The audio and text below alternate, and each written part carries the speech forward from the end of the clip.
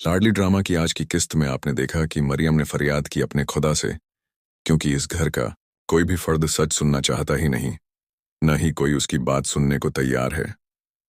हर किसी को सिर्फ अपनी लाडली पर यकीन है कि वही सच कह रही थी। उसके लिए परेशान उसके सराहने बैठे हैं कि इतना सब कुछ होने के बाद हमारी बेटी कितनी परेशान है। रो रही थी बेचारी अपनी बेटी के लिए, इतनी फिक्रमंदी, इतनी तकलीफ है, लेकिन किसी और की बेटी को अजियतें देकर रुलाकर खुश और मुतमिन है। जैसे उमर ने सबके सामने लाकर मरियम से जबरदस्ती माफी मंगवाई, और उसके बाद बाप बेटे कैसे खिलखिलाकर हंस रहे हैं जैसे कुछ हुआ ही नहीं। मरियम सिर्फ इसलिए मजबूर है क्योंकि उसका मैका कमजोर है, उसका बाप और भाई कमजोर हैं। वो उन लोगों की तरह पैसे वाले नहीं कि जवाब ले सकें या घर आकर पूछ सकें। उमर के फोन करने के बावजूद भी दीन मोहम्मद मरियम के घर नहीं आए कि उनकी बेटी का घर बसा रहे। फिर चाहे उस बेटी के साथ जो मर्जी सुलूक हो, बस घर बसा रहे। देखा जाए तो लोअर मिडिल क्लास लोगों का यही तो इल्मिया है कि बेटी चाहे मार खाए, ससुराल में उसे जलील किया जाए, उसके साथ बुरा सुलूक हो, चाहे जान से मार दें, बाप के घर आकर ना बैठ जाए। क्यों भाई?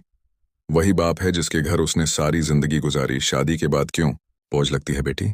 मरियम की माफी के बाद भी नाजो को कोई फर्क नहीं पड़ने वाला, क्योंकि उसे मरियम की माफी नहीं बल्कि इस घर से उसकी वापसी चाहिए। इस घर में वो मरियम को बर्दाश्त नहीं कर सकती, इसीलिए तो अपनी माँ से कहती है कि आप मुझे ये बताइए कि वो अभी तक इस घर में क्यों है। आप लोग उसकी माफी मांगने पर उसे माफ हो कर देंगे, उसे इस घर में रहने देंगे? माँ की खामोशी नाजो को और तैश दिला रही है। मुझे तो हैरत है कि अब्बा जी ने इतनी बड़ी बात कैसे बर्दाश्त कर ली। उसने मुझ पर हाथ उठाया, आपकी लाडली बेटी पर। माँ खामोशी से सर झुका लेती है। वो भी मरियम को इस घर में देखना नहीं चाहती, लेकिन मजबूरी है कि वो उमर की बीवी है, और जब तक उमर उसे इस घर से धक्के देकर नहीं निकालेगा, वो कैसे मरियम को घर से निकाल सकती है। उमर के इस फैसले पर इसहाक साहब भी उसके साथ खड़े हैं। मरियम से गलती हुई, उसकी माफी मंगवाकर इस मामले को रफा दफा कर चुके हैं दोनों बाप बेटा। लेकिन नाजो इतना सब कुछ करने के बाद भी अपने मकसद में कामयाब नहीं हो सकी। ये देखकर तो उसका गुस्से से दिमाग अब फट रहा है। उधर दूसरी तरफ तबरेज ने पार्टी में उड़ाया अपने दोस्त को खुश करने के लिए, क्योंकि पैसे तो उसके पास थे नहीं पार्टी देने के लिए, तब इसलिए उसी घर में चोरी करके जेवर चुराकर वो शॉपिंग कर रहा था और पार्टी दे रहा है। और जब इस बात की खबर शाजिया को लगती है तो वो वावेला मचा देती है, पूरा घर सर पर उठा लेती है। संदस परेशान होकर आगे बढ़ती है, पूछती है, क्या बात है मामा, आप रो क्यों रही हैं, हुआ क्या है?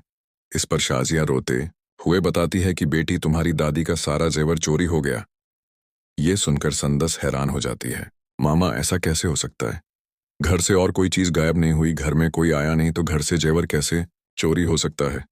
वहीं तबरेज घबरा रहा है कि उसका पोल न खुल जाए, लेकिन कैसे खुलेगा? उस वक्त घर पर तो कोई भी मौजूद नहीं था जब उसने ये काम किया, इसलिए वो रिलैक्स होकर खड़ा हो जाता है, परेशानी का इजहार करता है।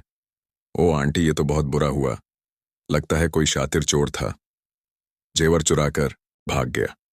ऐसे में संदस कहती है, ऐसे कैसे भाग गया? हमें पुलिस में रिपोर्ट दर्ज करवानी चाहिए, चोर कोई भी हो पकड़ा जाएगा। यहाँ पर